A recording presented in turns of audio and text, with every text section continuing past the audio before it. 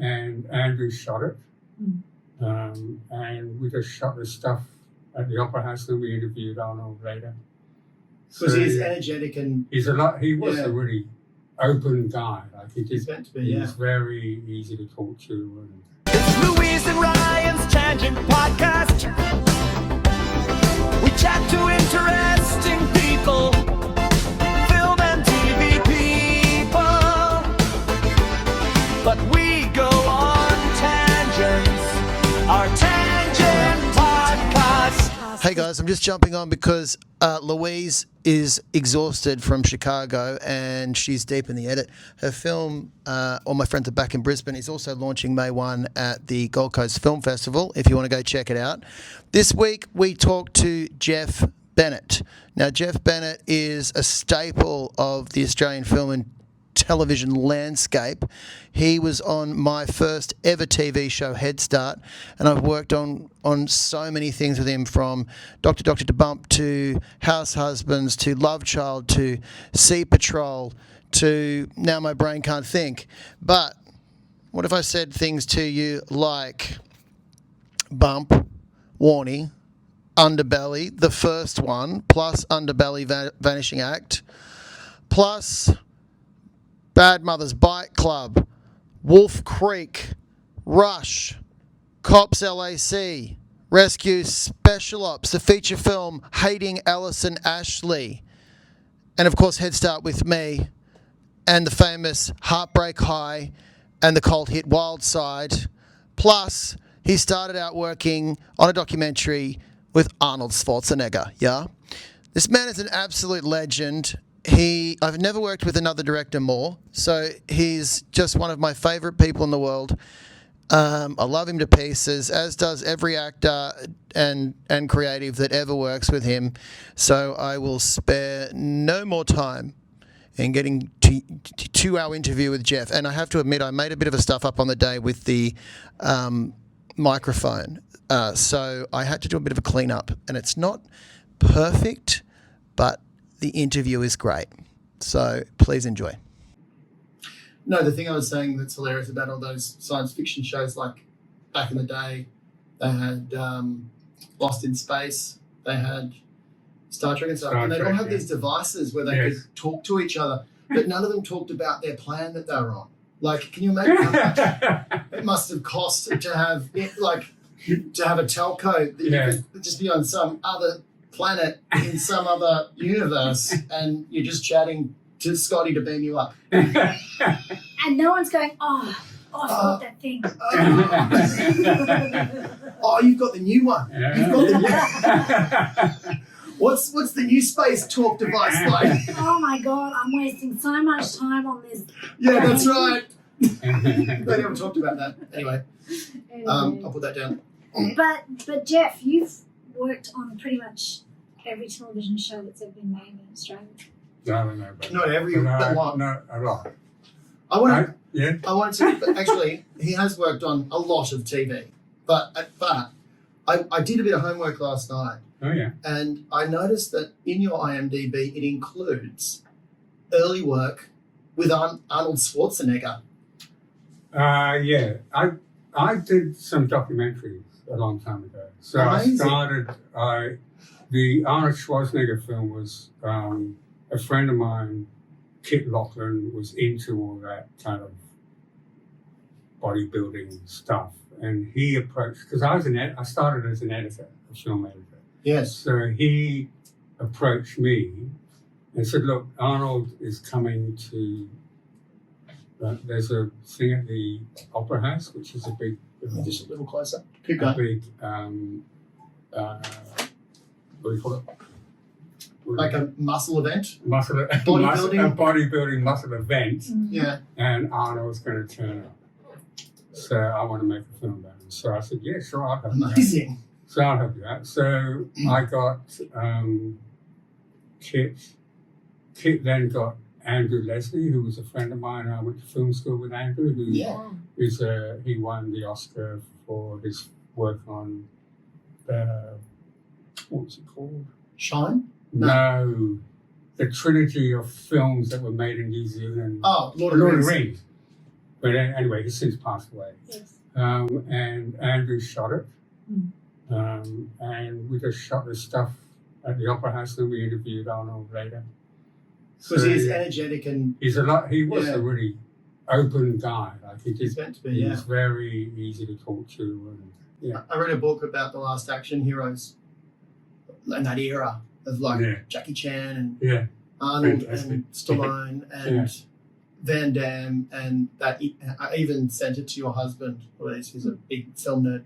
He's like, already read it. But yeah, Arnie, he was just a little boy in Austria, and then he discovered I want to be the biggest boy in the world. Yeah. And so he got into that and just ate eggs and worked out, and then ended up in Hollywood.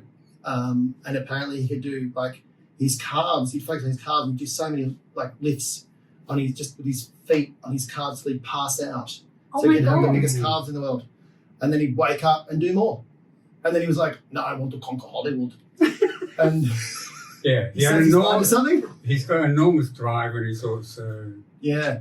he's a performer too. Yeah. So he just wins them over. Yeah. As soon as he steps on stage and does his thing, people are just applauding. Yeah. He's Yeah. like a rock star. So Yeah. cool. Yeah. So I always feel like we were talking before about DPs who get to direct, Yeah. very looking at the picture and the beauty of the picture.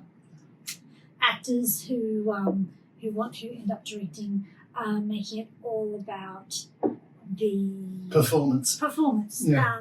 and all about the scene, that sort of thing. Yeah. But and writers come in and they don't feel the rhythm Yeah. of the screen. Mm. But I've always felt that editors who come into directing have this unique global view of what is required, and have an extraordinary ability to transfer into directing. Do you agree with that? Possibly, yeah. Not all of I them. mean, yeah. I This mean, one. This one, definitely.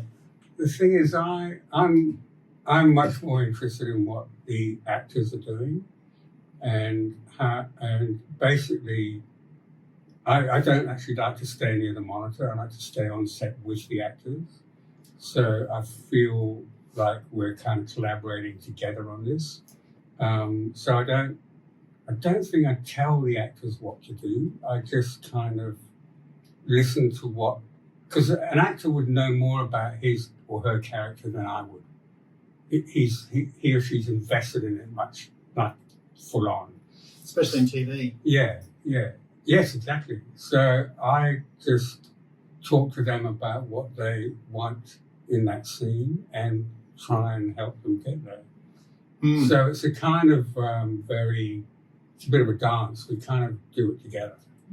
I can vouch for that. As far as the editing is concerned, I that's kind of so much in the past for me now that I don't really think about how this shot's going to cut with that shot. Do you think you did when you first started? Was that part of? Possibly. Yeah. But I always wanted to direct. So I think with editing, it was just a way. I Because thought that would give me a job. someone, You someone know? who wasn't edited, you certainly don't direct like someone who thinks, oh, we've got to pick it up from line 5. Yeah, It is yeah. till I No, can't do no, that. because Yeah. editors are always in sync with the performance because they're always Yeah. finding They the are moment. good editors, very, very much in with the performance, yes. Yes. Plus performance plus story. Yeah. Because They have an overall picture. And they quite often help me because they will cut a scene, because they start to assemble the scenes before I enter the edit room. right. I'll go in and see it and I'll think, wow, that's interesting. Yeah. I didn't think of that. Yeah. Because they're full of, and they kind of see something that I might not see. Right. Well, And also, yes, they're into the performance straight away. you've as long as I've known you, you've always been a director that likes to find happy accidents, and Yes. so you Yeah. probably forget about some on the day. Yeah. Because Yeah. Carlos Sanson came in and Oh, yeah. we talked about working with you and how much fun it is to loop a scene. And that's a technique that I've done with Geoff a couple of times where we'll So it's basically a great way to get, in my mind, the actor out of their head, but also to get everyone out of the way. So, like, you can give it set the tone and or the actors set it with you, and then we start the scene, and then we just, instead of cutting, go straight back to the start of the scene and do it again. By the second or third time, everyone sort of forgets that they're acting, or they forget to You're try. just reacting You're just listening. and listening. That's what it's all about. And they kind of go into a kind of zone, usually around the third part. That's what Carlos said. He goes, by the last couple, I start thinking about it. But yeah, it's great. I mean, I know Scorsese. It's a real Scorsese technique. Right, The looping thing, Yeah. and I love it because it's not so much the stop-start that kills you. It's the reset. So when everyone resets and relights and talks about stuff and pumps in atmosphere and all of that, you watch everyone's, like, the life and the emotion just drain out of them, and the notes come in, and then you see you'll see another actor getting notes, and just everything that was alive starts draining out, or they're trying to hit the cogs. Whereas when you loop, all these happy accidents can happen. And if it's not going the right way, you can come in and give a couple of suggestions. Yeah. But it is a great way to, like, let people settle in and feel it and find it. And relax you. And And I think that's a joy of shooting digitally. Yes. Oh my God, yes. Is that you can be in that zone and go, okay, and we're going to go again from the top. Yeah. And so that people don't have to fall out of that energy. Yeah. But is there any other, having had such a long career, is there other ways that you've seen technology change and help directing?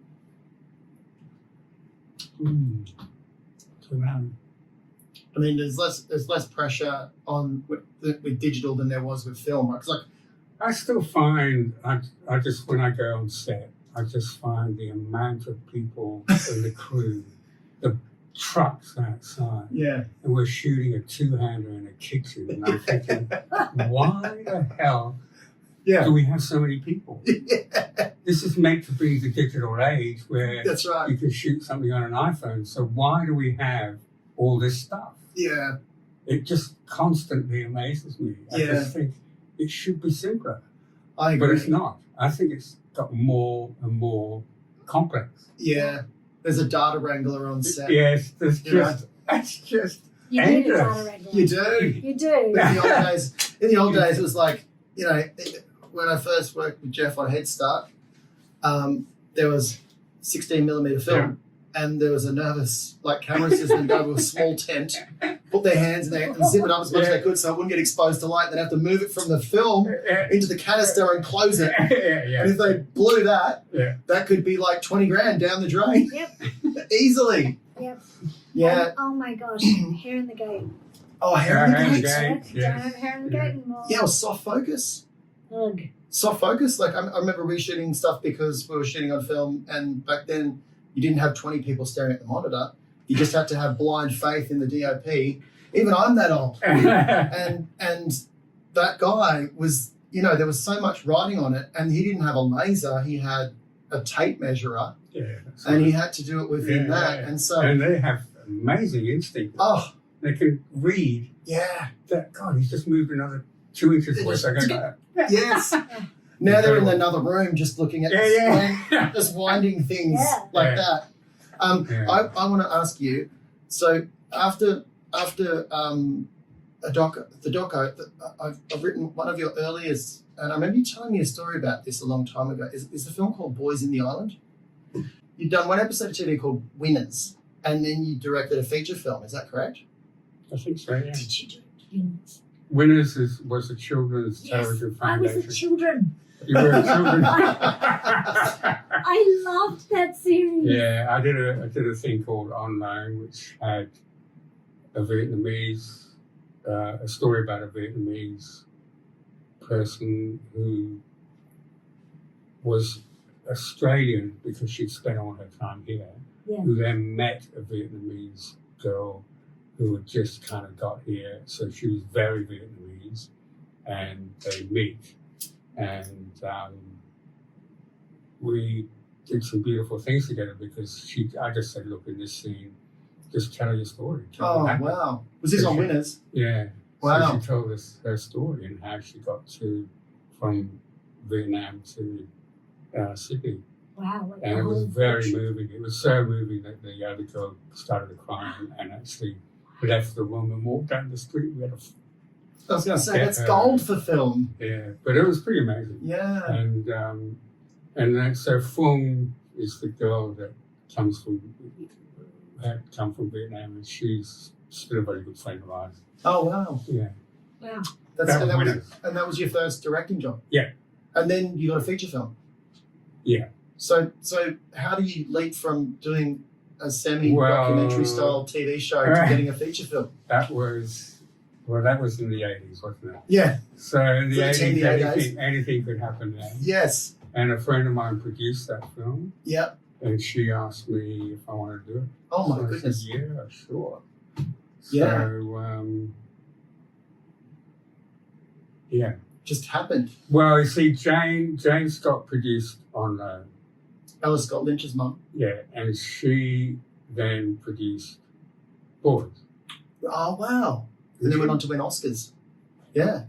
So that's how it happened. Wow. Yeah. Wow. And then I picked up that you jobbed in the 80s, jobbed about in the 80s, but between things like A Country Practice, Neighbours, Fire, Medivac, these were all when I was around watching TV on free to air. Fallen Angels, but then That's the period when everybody was watching And A Country Practice. A Country It was Practice, like Yeah. the majority of Australians. like were David watching. Bowie would come out and want to meet the cast of A Country Practice. So Shane Withington Yeah. tells me every time I see him. Really? Yeah. Yeah. It is amazing. I mean, I was, this is a story I like to tell. I was, because sometimes you think, oh, I'm just doing television. It's not that important. I mean, Yeah. It's not like we're saving lives or anything. But more But- people watch it than Australian films. Well, I had to go, something went wrong with me. I had to be in an ambulance. I won't tell you what it was all about, but I ended up in an ambulance with Anthea and Adam. Those were the two paramedics. Anthea's driving the ambulance. Adam is with me in the thing. And what they do is they try and calm me down. And so they start to make conversations. So Adam asked me what I do. And I said, well, I direct television. Mm. Anthea then says, well, what did you direct? And I started naming a few things. And she said, did you direct Rush? And I said, yes. And she said, I can't believe it. I am Yeah. driving the director of Rush to hospital. That's right. I cannot believe this. And then she Yes. said that she says, did you direct the scene where they, the big hostage scene? I said, Yeah. No, I didn't do that, but I did direct a scene where this young couple had stolen a Mercedes and ended up on the roof of a, she said, episode 3, season 1. Amazing. See, So she that's watched incredible. every episode of Rush. She Yeah. loves that show. Yeah. And she says that she watches nothing but Australian shows. There's so many people like that. And when I went to hospital, eventually got to the hospital, and Adam had to do some paperwork. Anthea's with me, and she says, I just wanted to tell you something. That Rush changed my life. Rush made me want to be a paramedic. Oh, I just couldn't amazing. believe it. It's like, You whoa. saved my life. I saved my- Incredible. He Isn't it saved amazing? his own But life. that's, those Yeah. stories really Yeah. do mean a Yeah. lot. And Yeah. like when it is that thing where in and around the industry, maybe 20 years ago, there was TV and then there was film, and like people had a bit of a, oh, I'm doing film now, whatever. And there's also like a sort of cultural cringe sometimes in Australia. But you step outside of the metropolitan area and people come up to you and they say, Yeah. and it's like They love it. They don't just like it Mm. like, oh, it's just an Aussie TV show. They like religion some of these shows that we've It's done. meaningful to them. Yeah. Home and Away, like people poo-poo Home and Yes. Away. It is like Absolutely. I was at the mechanics yesterday picking up my car, and the lady had never cracked a smile, and I bought in earlier, and she went, "Hello." So I went, and my daughter's like, because they'd been so grumpy every time we'd been in, and she went, Now, what shows have you been in? Because I know it. And I was like, this and that. And I was like, well, you've got my name there, Google it. But she goes, have you met that Braxton from Home and Away? He came in, he's real nice. He's coming back. He's coming back on Home and Away, so excited. And I was like, of course, Home and Away when I was a kid was religion. And at some point I became an art wanker and stopped watching it. I've done it a few times. Yeah. But like these shows really count to people. They mean heaps. And like things like Medivac, massive, or I'm going to get to Heartbreak High in a second and like how the Mike Jenkins trajectory probably changed things a little bit. But even you guys share Neighbours. Because Louise is directing on trained Neighbours. on Neighbours. Yeah. Ah, wow. Well, I didn't do many Neighbours because that's in Melbourne, and so I can't even remember how I got the gig there. But if you were doing it would it have been back in the 80s? Possibly. Yeah. So you're working with like early 90s. So you're working at a time when like hundreds of millions of people watch this show. Yeah. It's insane. It is insane. It's crazy to think. Can I say that when I went to boarding school for 2 years, right? And I can remember sitting in the common room when we would all be watching Neighbours at about this time in the 90s. And so religion. So you would have what's his name? The gorgeous you would have Jesse Spencer getting out of the pool On the credits. and Probably Brooks Satchel in a but you would bikini. hear Year 9 screaming like 2 seconds before Jesse Spencer got out of the pool, and we would scream in response because you'd hear the delay between the two different televisions. That's hilarious. And then in England, they would watch it at midday and they'd watch it in the evening as well. Like you could watch an omnibus on the weekend, and people like before they had a DVR or some kind of a device, like it was VHS maybe, but most people would either watch it at midday and at 5 p.m. or whenever it played. And then a lot of people would just settle in for the omnibus on the weekend and watch the week's worth of Neighbours or the week's worth of Home and Away. Yeah. And it's like a real huge part of our cultural legacy. Yeah. Definitely. So how did you meet Mike Jenkins and Nico Lathoris and start down that Warren? I wanted to do Heartbreak High for quite some time, and I knocked on Michael Jenkins' door. Right. It took a year before he gave me a gig. It was a year of me pestering him. Amazing. Because by then I'd done a few things, and I thought, well, I should be doing this. He eventually said he gave me a gig, and I did quite a few gigs there. And that kind of, working on Heartbreak High completely changed the way I saw directing.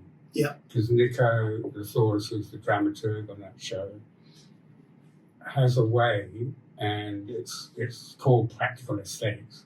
But he taught me that, and that was a way to communicate with actors and really work with them. And that completely changed everything. Yeah. Before, I was just bumbling my way through things. I still bumble my way through things. We're all making it up as we go. Yeah, but that was a real lesson for me.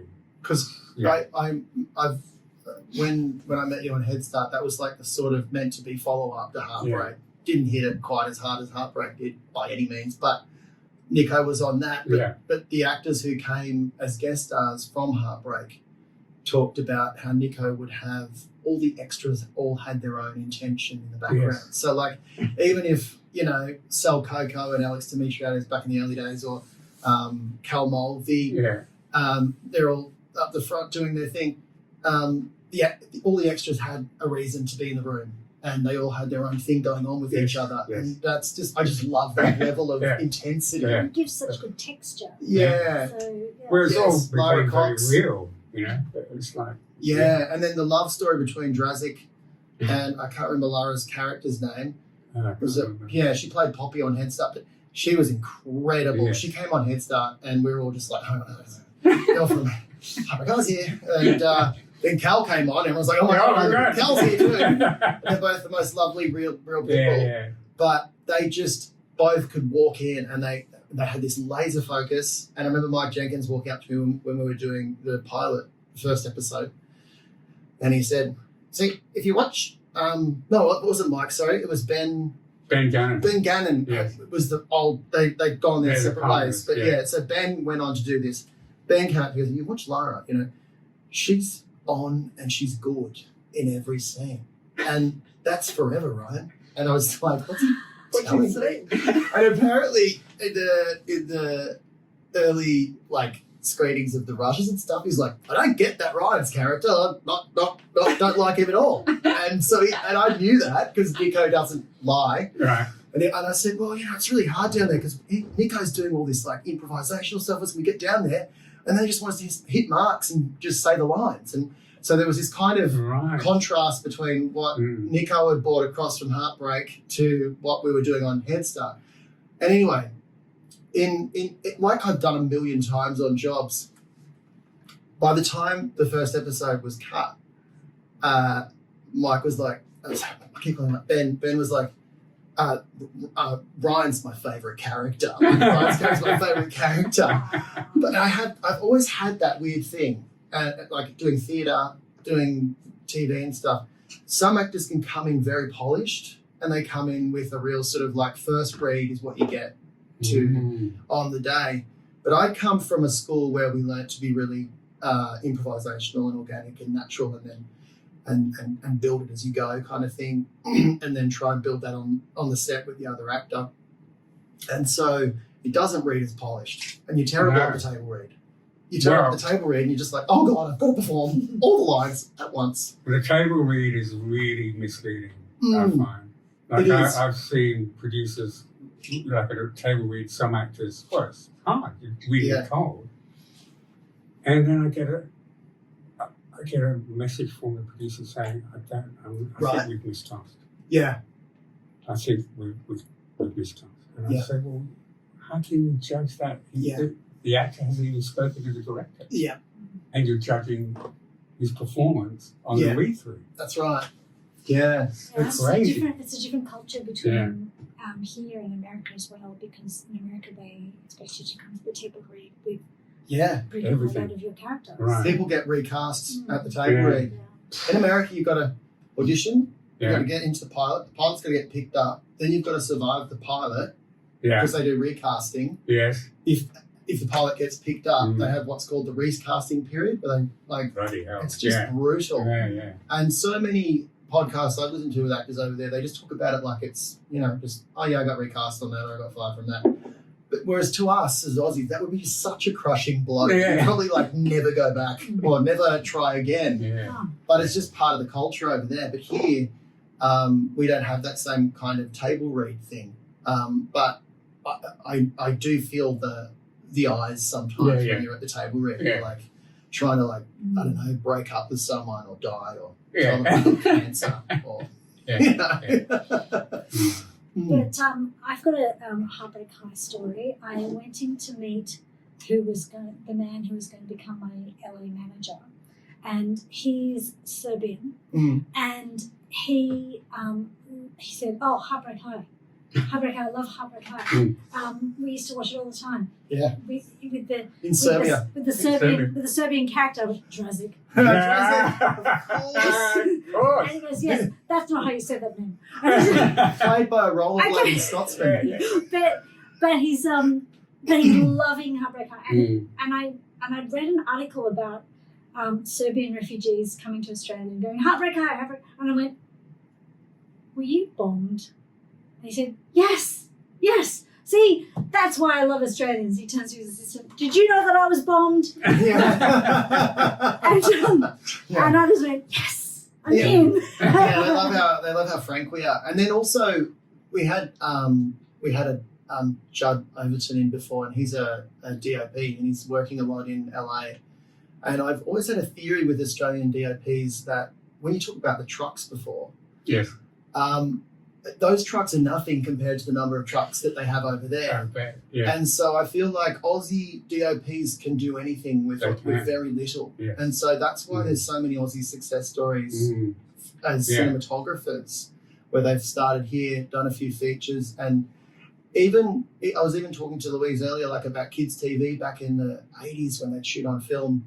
and you'd have these incredible actors in them and these incredible shots and this incredible visual storytelling. Yeah. And now it's all like ADHD, quick, cut, you know. Yeah. But we really had a golden era with Aussie TV, kids TV, but also our DOPs go on to big and better things because they're just used to working with much smaller budgets, so they'll just get stuff happening. But I think Australian DOPs have a real standard.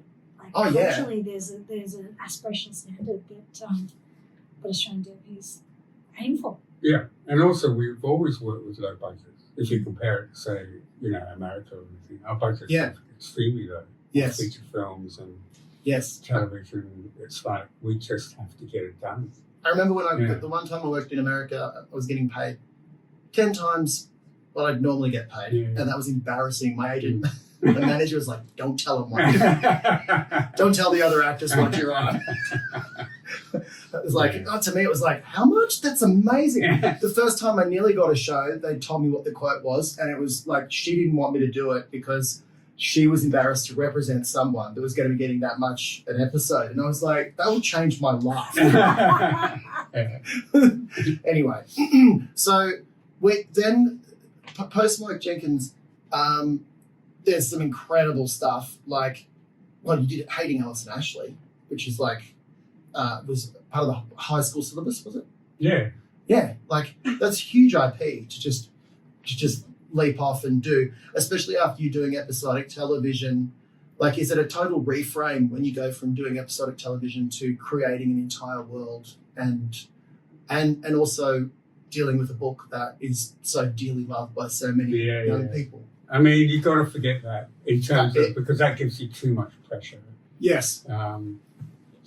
So you don't want to think that way.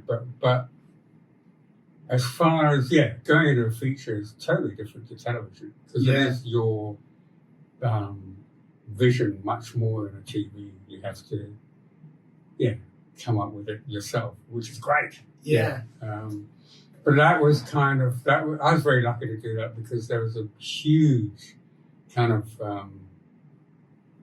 not a controversy, but there was, the producer had flitted from one director to another. Oh. And then approached me. You Bradbury'd the movie. Stephen Bradbury, the guy that like everyone else fell over, who was the Aussie ice skater. A bit like that. So I kind of got it by default. Louise has done that quite a few times. I specialise in it. Yeah. But it was a thrill to do, and I worked with my favourite AD, JC, John Claiborne, you remember him? And he was beautiful, and it was, I've got a beautiful story about JC. Yeah. I did one of his last jobs was Operation Buffalo, and Peter Duncan wrote and directed that. But he used to tell me he was just the funniest guy. He's funny. The best stories. And I was at his funeral, and I saw Kerry Mainwaring, who Geoff and I both worked with 100 times, and she's a character. And I walked up to her and said, "How you going, Kerry?" She goes, "Oh, I've just been doing Bali. We're doing the Bali thing." And I was like, "Oh, excellent." Which Peter Andrew did. Did you do any Bali? No. And then she goes, "Yeah, I was trying to get up. I was driving around. I got the set from the old one that Mike Jenkins was going to do." She goes, "I got the set. I know where it is in storage. I was producing the first one. I got it up." I was like, "That's great, Kerry. Well done." And then I saw it. It was really good. But anyway, I'm there at a funeral, and she's like, "Peter's here. Peter and Keys is here. Joe's here." I was like, "Great.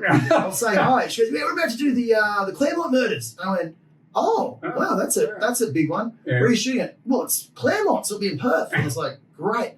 I said, and then Joe and Peter were there, and I was like, I said, "I just did a job in Perth, guys, and they will keep you there because of this COVID thing. And once you're in WA, you can't leave." Can't get out. So, but I said, "Kerry's so cheap, she'll probably find ways to get you in and out anyway." So don't panic about that. And they're laughing, and she's like, "Ryan, you're a funny one."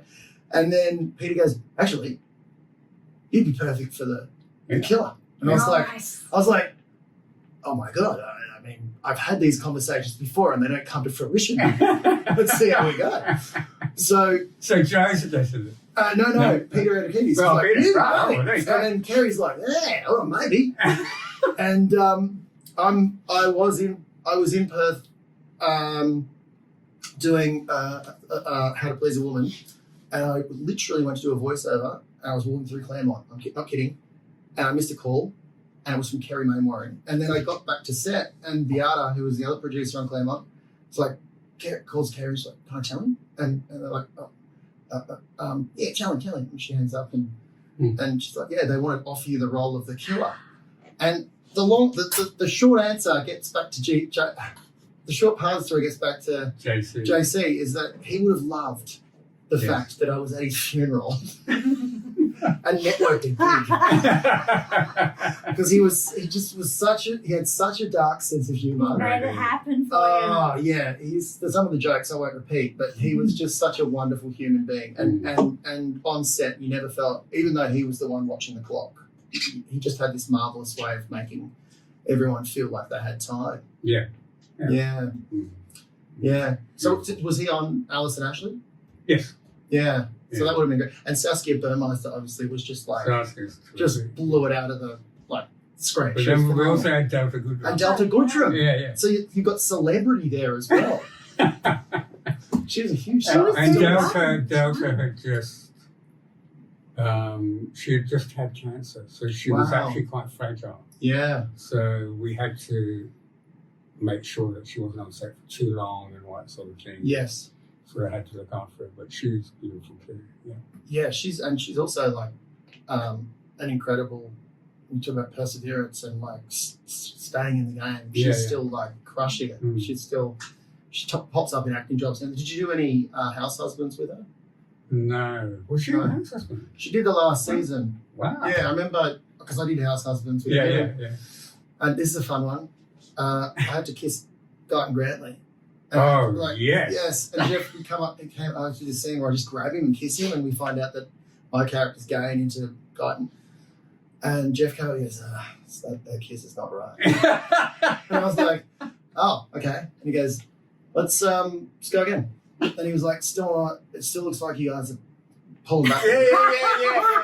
And then you came up again and you went, you got to kind of move your mouths around a bit. And so, like, I reckon we must have done five takes. Yeah. And it's two straight guys. Sorry. Back then we got hired. And then right at the end I said, guys, let's just do this. Let's go for it. Let's go for it. And we went hard and we just pashed. Right. And Geoff was like, that's the one. We got it. Anyway. That's good. That's very generous of you to reassure Guyton to put the hand up and say, let's go for it, mate. That gives him permission, gives you permission. Yeah. But it was the funny bit was on the way home, the runner was gay, and the guy was driving me home. He goes, "Oh, so you kissed her?" I was like, "What do you think?" Feedback is, I would never kiss my boyfriend in public like that. I was like, why did you say something? See? Yeah. Truth in casting. Yes, absolutely. But anyway, I digress. So, also, what I wanted to ask you about was the art of the biopic, the art of the biopic, because I was on Brock briefly that you did, but you also did Warnie and Lawyer X. Lawyer X and the Underbellies, where you're dealing with like real people in real life, some dead, some alive, but there is always that sensitive kind of nature to telling stories about people who the meritocratic stories. That's right. Yeah. So what's the process like? How do you get started with something like that? Is it just the script, or is it do you watch? Well, you have the script. That's the first thing I have. And I'll do a bit of research. But I find it's the script. Yeah. And you then have to say, well, I'm dealing with the script rather than the real event. Yeah. It's kind of something separate, you know? It is. So you have to have some kind of creative license. Well, yeah. Well, the script is a creative license in itself. Yeah. So you just go for that. Yeah. Basically, it's like any other script. Yeah.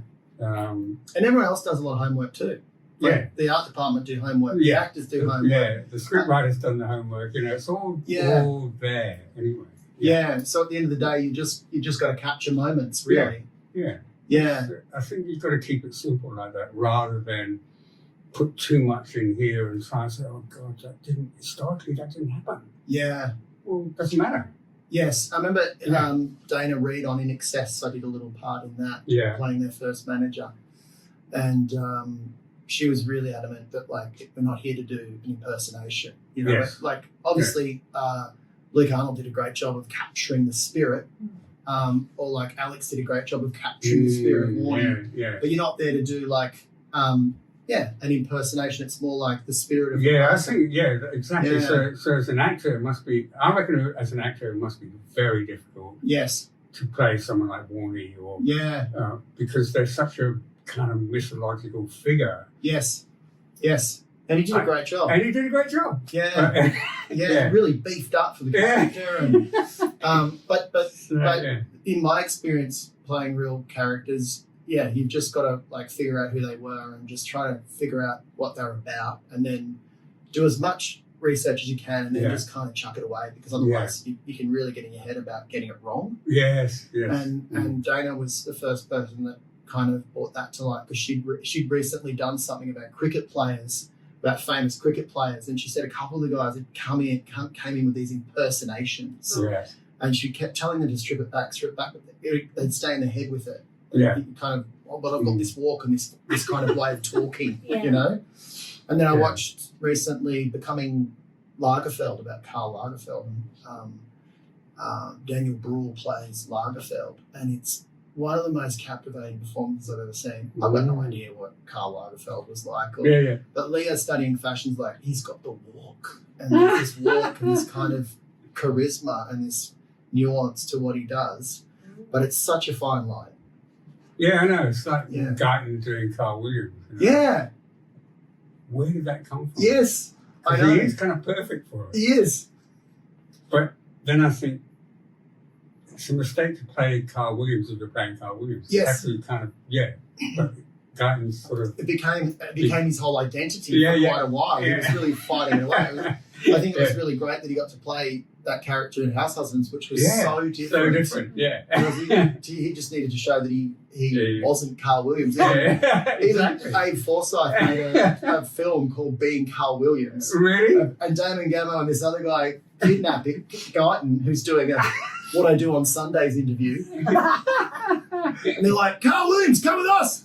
And they've got like a guy, Patrick Bramwell, that's right. They're shooting him. They're going to shoot him over a grave, and then they want Carl to bury him for him. Like, come on, Carl, it'll be fun. He's like, I'm Guyton Granley, I'm an actor. Great. Oh my God. Yeah. What was it like capturing such lightning in a bottle with that First Underbelly series? That's right. I've written that question down too. Oh, hello. None of us saw it coming, because I can say I auditioned for it, and none of us were allowed to read scripts, and I got a pretty small part. I was a bit bummed out. Because I was like, this show's fun. Like, seems really cool to work on. Yeah. But even the guys who got those parts, they had no idea the level it was going to. No, Gotcha. I had no idea. Yeah. But it was fun. And you were making it before it came out. So, like, you're just doing what you always do, right? Yeah. Yeah. I'm trying to remember what. There was a sort of thing with... Carl's wife. No, we shot it in Melbourne. Mm. We shot all of it. Yeah, we shot it in Melbourne, and then there was this thing where it couldn't be released in Sydney. It couldn't be released in New South Wales. So there was people bootlegging it That's right. and sending it to New South Wales. I think, wasn't it? No, Yeah. no. Was it that, it was that or they did couldn't they play were- it in Melbourne because That's they were all in right. They Victoria couldn't and it was play all in in court. Yes, they were still in court. Yes, So it was still getting millions of views all around the country, Yeah. and then everyone was bootlegging it. bootlegging it, sending it to their That's mates in right. Melbourne. Yeah. That's Yeah, right. Yeah. Do you remember it was the year that we made All My Friends Are Living in Brisbane, and we needed to do some reshoots, and so we had to do them real quick because Guyton had this show. Oh, is that right? I had to go off and do. Yes, And that's right. it was so, That's right, because we were doing the wedding stuff. Yeah. And Right. Guyton was there, and I was like, man, I think he's just landed something pretty big. Yeah, I remember that. Yes. It's like we have to do this real quick. Yeah, Because Guyton's got a show. that's I right. didn't realise it was the show The of show. And the irony that of decade. Guyton being Straight like TV. the nicest human in the world playing, you know, Carl Williams. He was a nice guy. He just did a lot of nasty things. Yeah. And I like Robert Mamone as well. Playing Oh my God, yeah, Mockbell. Mockbell. Yeah, that ended up being a mini series in itself. Yeah. And again, they had to wait till Mockbell had gone to That's court right. at least Yeah. to shoot it or something. Yeah, that whole thing was like, yeah, that was a real era. The Underbelly era was huge, and I think it still today like gets brought up as potentially new, like IP because it's such a successful kind of franchise to it. It's a great brand for Australian TV. Even Sylvester, the guy that wrote all those original stories, he's got his own podcast now where he just talks about different criminals each week. We're the only country in the world that celebrates criminals, like back to Ned Kelly. Like the first film we ever made was the Kelly Gang, but our country which really was a little bit underbelly because it was that first film was within like living memory. right. It was Yeah. it was only like a couple of decades or maybe like 15 years after he'd actually been Is shot, that right? wasn't it? I don't know. But And it then was- and then Mick Jagger came out and I played. mean, Jacob played him. Yeah. I mean, that's Why worth not? watching again. I'm going to drop a clip in on It's that. not. It's actually not. So, Geoff, you've seen now 80s, 90s, 2000, like 5 decades of the way things have evolved. What would your advice be to people now who are trying to crack in? Because there's still people out there trying to crack in, and they look at your body and work and be like, wow. What as directors? You mean? Yeah, as directors or even actors, anyone trying to get into the business. Like, there's no internships at the ABC anymore, or there's no It's all golden path. it's very different now. Yeah, I mean, I was very lucky, I think. yeah, Sort of luck. yeah. Not all luck, but yeah. But also, you're good when you get that opportunity. But What happens is if you're good yeah, and you get your first break, you'll get more. yeah, So you just have to persist. yes, You know, it's like knocking on Michael Jenkins' door for Yes. a year and a half. yeah, You just have to persist. You have Yeah. to have what you want in mind, and you just have to commit to it. And it is going to be difficult, and you're going to be told no a number of times, but eventually you'll get the gig. And when you get the gig, if you're good, you'll get another gig. Yeah. And it will just go on from there. yeah. And I don't think that's changed. I don't think it has Yeah. either. I think everyone's threatened by influencers and content creators and all that sort of thing, but it's not the same. It's different. I mean, it's working alongside us, but we've still got our own little world happening. Yeah. And the other thing I've always admired about you is you've balanced family life with having a career, as have you, or and as I've tried to. But you have a very strong wife behind you, and I absolutely do. she'll come hang out on set. She'll say hi to everyone, and I think there's something so lovely about having that support in your life when you're so transient and you're all over the place. Like she's a constant. Again, I'm very lucky. She's amazing. Yeah. I remember being on Sea Patrol, and I had to walk into a shot. Like 3 trucks drive behind me, a boat pulls up in front of me, and I just got to hit my mark and then start my line. And I stuffed it up once. And it's like, reset! Beep, beep, beep. And then Duty's just sitting over there. Hi, Ryan! Do you like talk decisions over with her? Of course. Yeah. Yeah. And in terms of if I'm going to get a gig that takes me to Melbourne or whatever, of But in course. terms of like if you're wrestling with choices for a script and that sort of thing, Yes. to- Yeah, I used to. She'd read the scripts and give me a few notes. Yeah, right. Yeah. But, I was yeah. thinking about when I'm in, Partners in the scene. But When yeah. aren't they? But I think when my daughter was very young, I was away from home a lot, that's tough. and that wasn't a good thing. But you've managed to forge a really great creative relationship with her as well. Yeah. Yeah. And now she's got an amazing partner too. And they do great creative things together. And just recently, a few doors down, Geoff's daughter had a photography exhibition just in a gallery near my house. I love the way that the world works. Hey! Nice. And she did quite well too. She Did sold she? quite a few. Fantastic. Yeah. Well, that we should all be so lucky. Absolutely. Thanks for coming in. Thank you. Yeah. Oh, thank you. Yeah, I That's know. fun. It's fun, isn't it? Yeah, yeah. We love doing this because it's like between the jobs, there's a lot of time, and then getting together with other people who do what we do or in and around what we do. I've been sitting here going, "Oh, this is what tops me up." It's like it's like just talking to other people. So if we get 10 viewers or we get 1 million, at least we all got something out of it. Thanks for tuning in, Thanks for listening tuning to us rabbiting on Yeah. with our favourite people. Yeah. Thank Yeah. you. That was awesome.